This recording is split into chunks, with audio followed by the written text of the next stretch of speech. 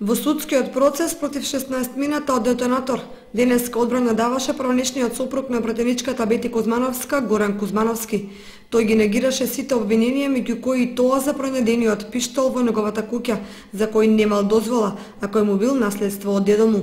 Со обвинетиот Симеон Михајлов, кој е во бегство, единствен контакт му била тепачката пред 8 години. Причина биле недоразбирањата за тоа што сопругата на Михајлов му била поранешна девојка на Кузмановски. Обвинетиот Горан Божиновски пак бил браточет на неговата сопруга и со него комуницирал последните 5 месеци пред да бидат уапсени.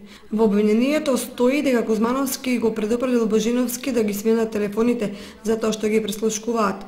Тој рече дека разговарале за да му помогне да го пласираат медот што го произведувал, а Божиновски од него барал врски од сопругата пратеничка. Призна дека се распрашувал за екс-началникот на СВР Штип Звонко Каширски, кој беше сменет по акцијата детонатор.